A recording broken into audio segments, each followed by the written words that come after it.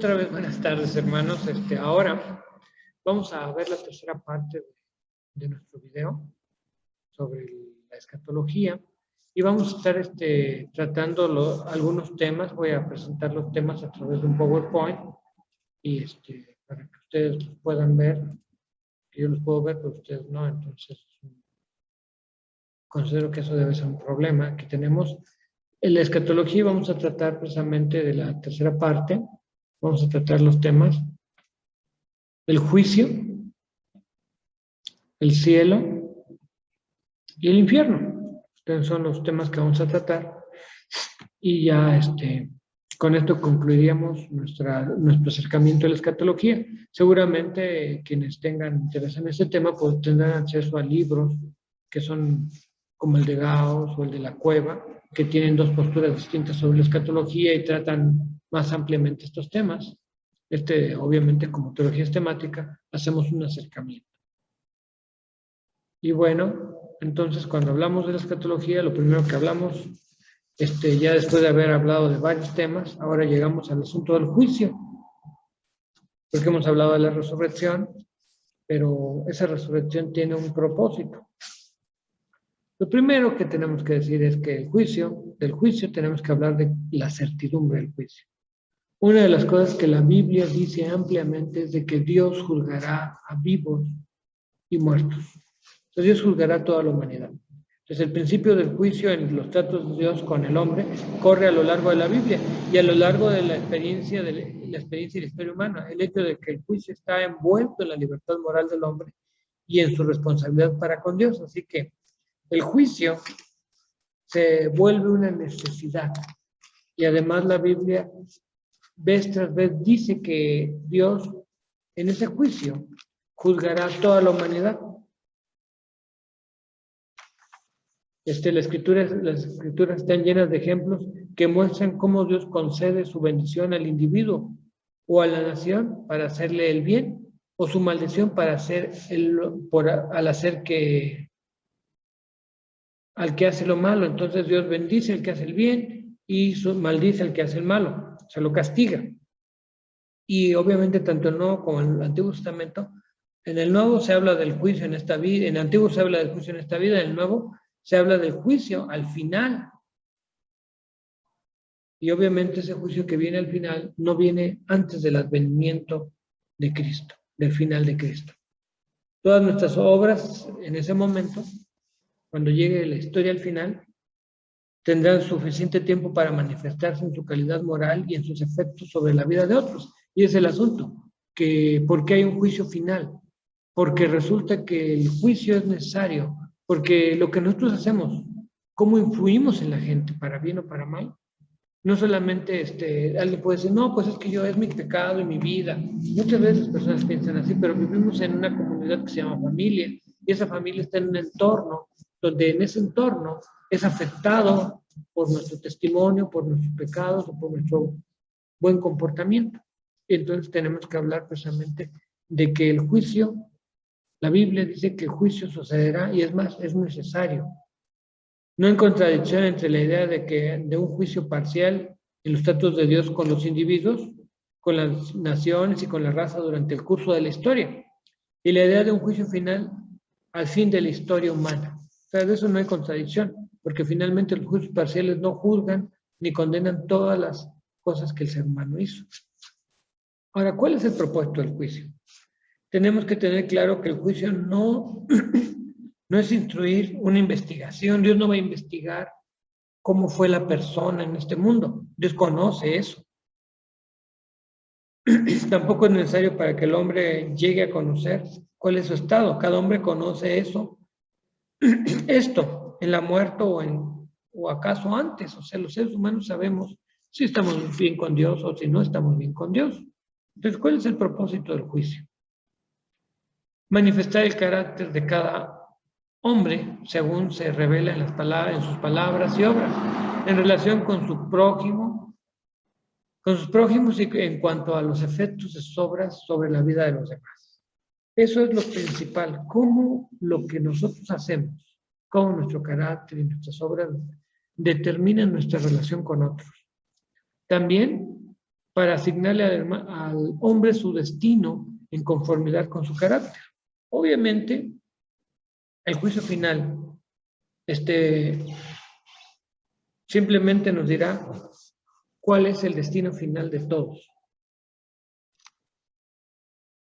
Entonces, cuando una persona, según su relación con Cristo, irá a un lado o a otro. Cada hombre llega a su destino final acompañado de todos los miembros de la humanidad. Así como la humanidad fue sometida al pecado y a la humanidad se le ofreció la salvación, entonces todos los seres humanos serán juzgados. También tenemos que decir que, hablando de este propósito, es entonces el traer los asuntos de la historia humana en su completa terminación. Cuando lo que yo hizo, lo que tú hiciste, lo que todo el mundo hizo, se note cuáles fueron las consecuencias últimas, entonces veremos su resultado. Por eso algunas personas dicen, no, pues es mi pecado, y lo tratan como si fuera algo que fuera inocuo para otros, y no es cierto. El pecado afecta a toda la humanidad. Entonces,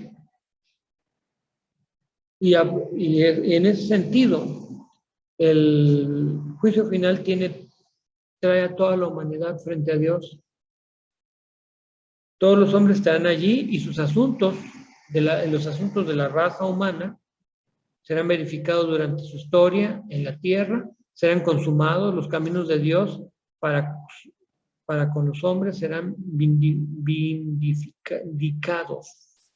Serán vindicados. O sea, simplemente se va a decir, las cosas eran así, pero tú las hiciste de otra manera. Entonces, hablamos del propósito del juicio y luego hablamos de la base del juicio. ¿Cuál es la base del juicio? ¿Con qué criterios será juzgada la persona? La base del juicio es el hecho de que el hombre es responsable ante Dios como autor del mundo y del ser humano. El hombre es responsable ante Dios porque Dios lo creó.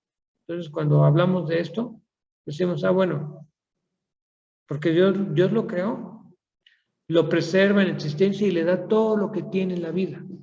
Y entonces eres responsable ante Dios porque pues todas las cosas que posees, todas las cosas que tienes, todas las ventajas o desventajas, son dones de Dios.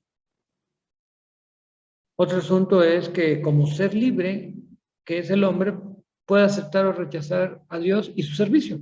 De consiguiente, obviamente, tiene que dar cuenta de él, el de su vida. O sea, tiene que darle cuentas a Dios. O sea, no, el ser humano no está solito en este mundo, no puede hacer lo que quiere.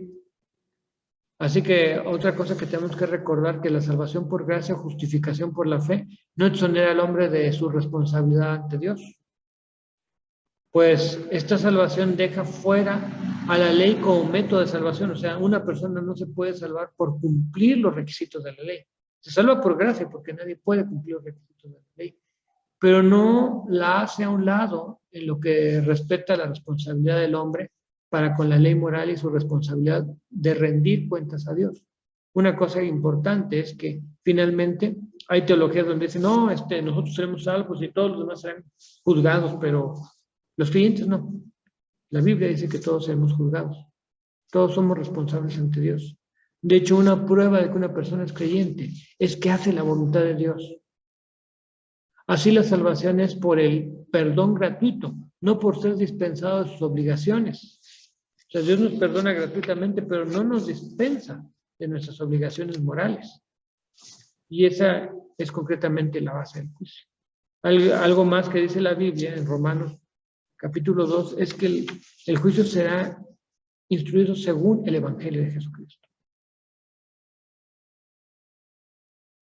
Entonces, el juicio será una vindicación del tratamiento de Dios para con la raza en el tiempo pasado y para con los miembros individuales de la raza, siendo que todos los tratos de Dios con el hombre han sido hechos en Cristo, por medio de Cristo, y Cristo será el juez de la humanidad, o como dice Pablo, según su evangelio. Por un lado, el juicio. Por otro lado,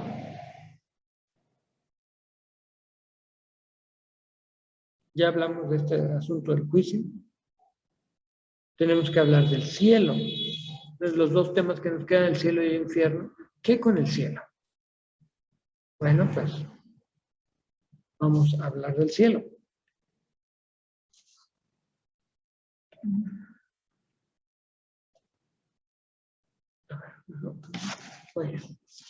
Por cielo, por el cielo damos a entender el estado final de los justos. Este estado de dicha final no viene sino hasta después del juicio. Y entonces, tenemos que entender que el cielo, estamos hablando del estado final de los justos. Alguien me preguntó que si el cielo era un lugar. El cielo es un estado, pero también debe ser, si hablamos de la resurrección como algo corporal, tiene que ser un lugar. O sea, tienes que estar, si la resurrección te materializa, debe haber un lugar. Entonces incluye la Biblia, enseña las dos cosas. Y lo primero que vamos a tratar es, bueno, ¿qué pasa con las personas que fallecen antes de que Cristo venga? Bueno, porque pues tenemos 2021 años de hermanos que han fallecido. ¿Qué pasa con ellos? Y hablamos del estado intermedio. En el Evangelio según San Lucas, en el capítulo 16, se nos enseña que cuando las personas fallecen, van a algún lugar, un lugar con Dios. O sea, dice ahí la figura, el seno de Abraham, o sea, un lugar con Dios o un lugar separado de Dios. Y que estos lugares, estas personas no pueden salir de ahí.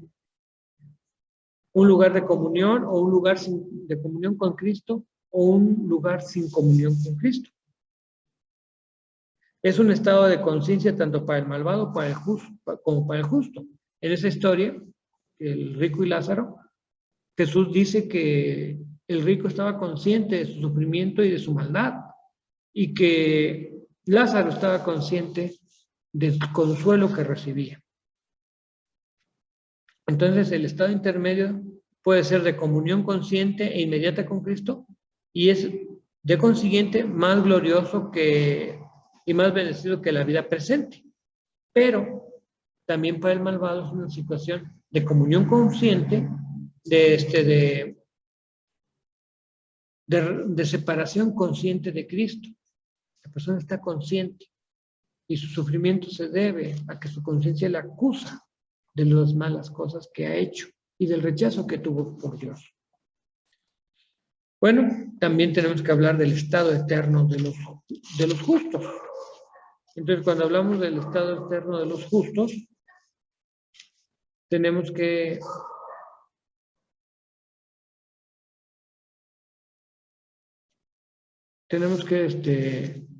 decir que estamos hablando con propiedad del cielo. Con propiedad, el cielo denota el estado eterno del justo, un estado después de la resurrección y del juicio. De eso estamos hablando. Sí, porque hablamos del estado intermedio, pero el estado eterno es después de la resurrección y del juicio. Y entonces, la pregunta que siempre tenemos que decir que el cristiano no llega al pleno y final gozo de las bendiciones de la redención, sino hasta que la nueva creación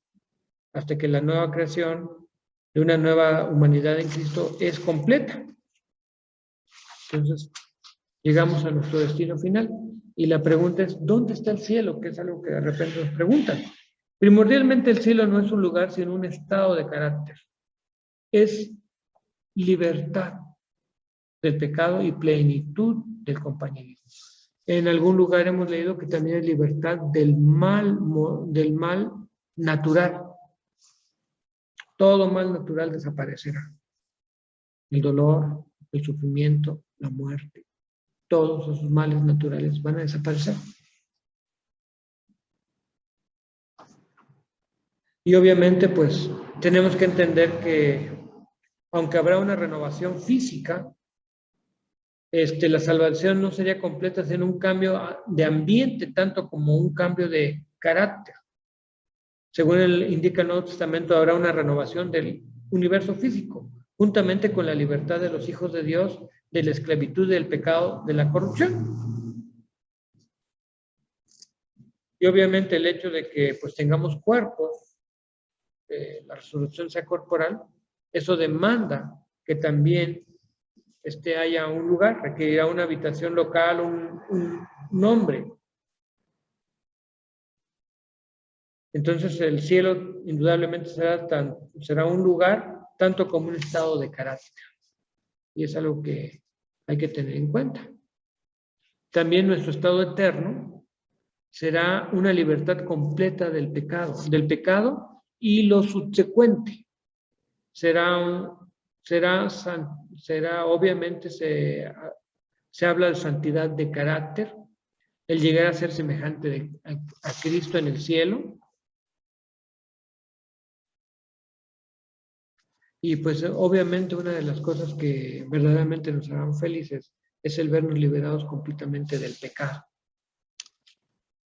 ¿Por qué? Porque el pecado, por un lado, nos hace sufrir por la tentación y la presión que ejerce sobre nosotros. Y por otro lado, al cometer un pecado, sufrimos por la culpa. Y también sufrimos la separación de Dios, hasta que somos restaurados por Cristo. Pero sufrimos. Entonces, eso también es un estado de felicidad. Nuestro estado eterno será una vida de comunión sin estorbos con Dios, en Cristo. Obviamente que es algo que nosotros aquí y ahora no tenemos, porque hay una multitud de cosas que nos estorban para tener una comunión con Cristo. La comunión del cristiano con Dios es su principal alegría en esta vida, y esto es lo que trae gozo y esperanza y poder conquistador. Esto lleva consigo la idea de que el cielo es la completa realización de la vida de comunión que el hombre tiene con Dios aquí y ahora. Y entonces, obviamente, estamos pensando que en el cielo habrá relaciones sociales, pero estas estarán subordinadas a las religiosas, o sea, a la relación con Dios. Dios será el primero y nuestros compañeros después.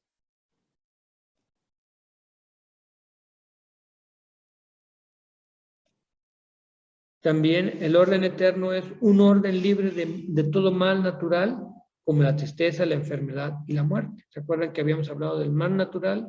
Que son las cosas que, pasan en la vida del ser humano por naturaleza. Que tienes pérdidas y enfrentas tristezas. Enfrentas la enfermedad. ¿Cuántos de nosotros hemos enfrentado en estos días la enfermedad como el COVID? Y algunos han enfrentado la muerte. O sea, todas estas cosas son mal natural. Desaparecerá. Y también el mal moral, porque ya estaremos libres de pecado. Entonces,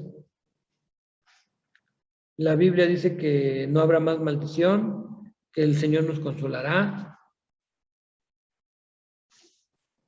Y eso implica también que trascenderemos. Esta incompleta trascendencia del mal se describe muy brillantemente en Apocalipsis 21 y 22, bajo la figura de la Nueva Jerusalén, que desciende del cielo. O sea, finalmente no habrá más llanto ni más dolor.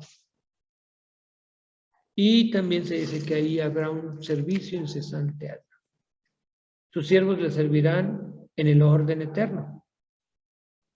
Será un lugar de vida abundante y vida significa actividad.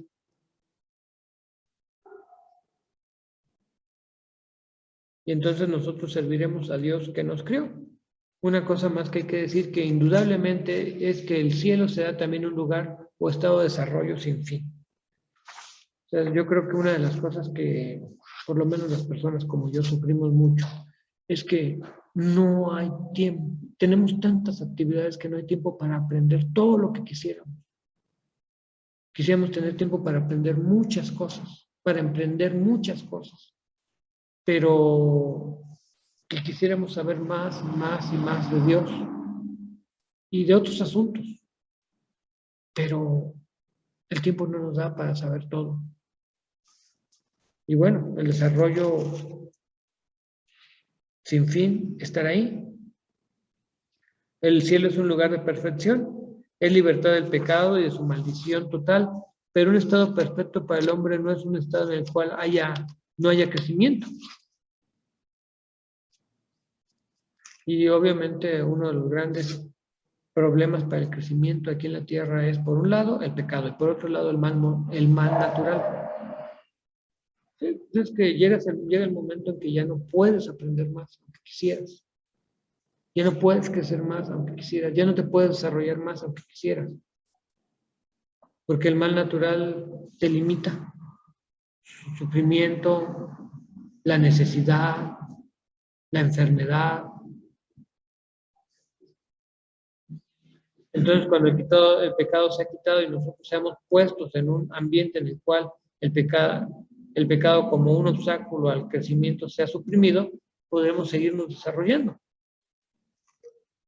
Y obviamente la Biblia en 1 Corintios 13, del 9 al 12, indica que habrá un gran cambio en el método y en el carácter de nuestro conocimiento. Dice que conoceremos como fuimos conocidos.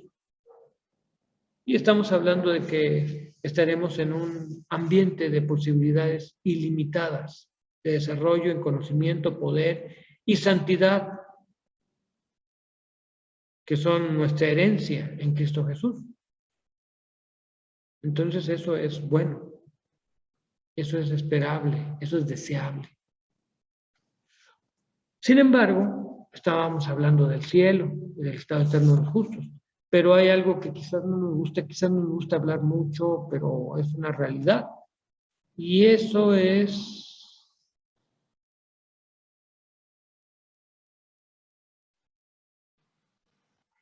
que cuando seamos juzgados, algunos iremos al cielo, pero otros irán al infierno.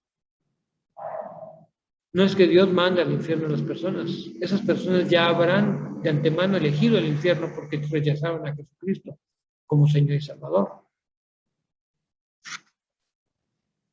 Y entonces, así como tenemos certeza de la venida de Cristo, la Biblia enseña que hay certeza del castigo futuro. ¿Y qué tenemos que decir del castigo futuro? Bueno, esa certeza del castigo futuro, tenemos que decir que las ideas del juicio divino y el castigo por el pecado son inseparables. O sea, si hay un juicio, seguramente hay personas que se salvan, como dice la Escritura, pero también hay personas que son condenadas.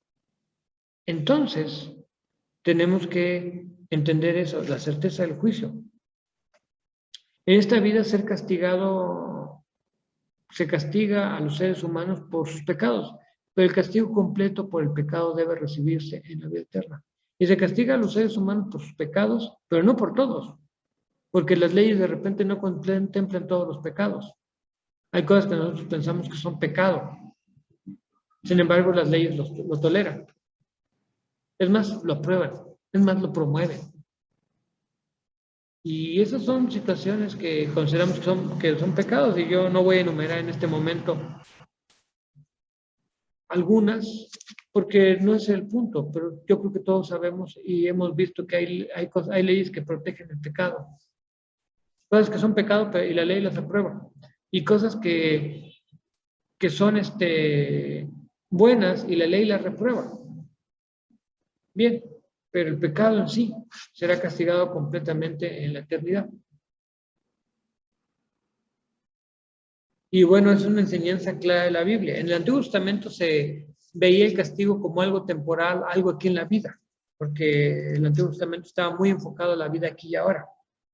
Pero en el Nuevo Testamento se enseña con claridad que el castigo por el pecado en la vida futura, nadie enseña esto con más claridad que Cristo, de distintas maneras. En sus discursos él habla de este castigo. Lo dice en la parábola del rico y Lázaro, lo dice en la parábola de las naciones. Entonces, si el Apocalipsis enseña eso, también la misma existencia de un orden moral requiere que los pecados sean castigados. Si hay un orden moral que se basa en Dios, su carácter, entonces el pecado tiene que ser castigado. La misma existencia del pecado demanda el castigo por el pecado. Cristo salva a los hombres primeramente del pecado y después del castigo. Él no puede salvar del castigo a menos que antes salve del pecado. Y entonces, obviamente recordamos que el pecado lleva en sí propio castigo. Simplemente la culpa, el sufrimiento, la conciencia, y todo esto es un castigo. El hombre no puede sentirse feliz mientras permanezca en el pecado. El orden moral del mundo hace esto imposible. Mirando desde este punto de vista, el hombre se fabrica su propio infierno. Sí, pero no debemos pensar que el infierno es aquí y ahora, como algunas personas piensan. El infierno es más que lo que pasa aquí y ahora. La naturaleza moral del pecador es una garantía de que el pecado será castigado. La persona, el pecador sabe que no puede escapar del castigo del pecado porque no puede escapar de sí mismo.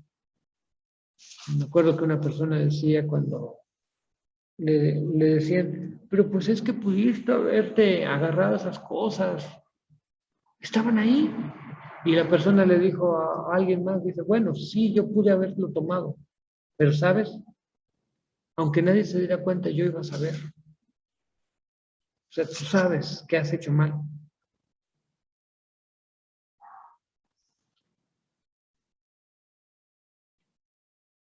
Y entonces el ser humano no encuentra paz. Una cosa más es que el pecado debe castigarse porque se opone a la naturaleza santa de Dios. Entonces Dios, por ser santo, tiene que castigar el pecado. Y obviamente Dios instituyó un orden moral porque Él es un ser moral, un ser bueno, y rechaza todo pecado. Así que esa idea que tienen algunos de que, ay, al fin este malo se va a salvar, Dios lo va a perdonar algún día. Si no recibió a Cristo como Señor y Salvador y se arrepintió de sus pecados, no puede ser perdonado algún día. Irá al infierno y esa será su situación eterna. Hablemos de la naturaleza y extensión del castigo futuro. En primer lugar, tenemos que decir que hay una serie de expresiones como infierno de fuego, lago de fuego, muerte segunda, que indican lo terrible del destino del impenitente. Es una persona que muere sin Cristo en su corazón. Tiene un destino terrible, que, que se describe así.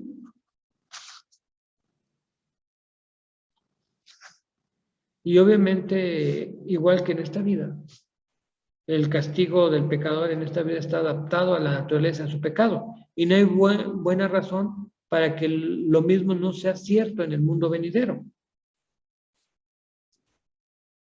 Y obviamente la diferencia es que aquí los castigos siempre son temporales. Pueden ser de por vida, pero nuestra vida es tan efímera, tan temporal. Entonces, pueden ser de por vida, pero no hay peor que el castigo eterno, porque ahí sí es para siempre. Ahí no hay escape, ahí no hay absolución. Es una cosa muy clara en el Nuevo Testamento que el castigo será en proporción a la magnitud de la culpa. Y se dan cuenta que en Mateo 11:22, Romanos 2:12, se habla de la conciencia.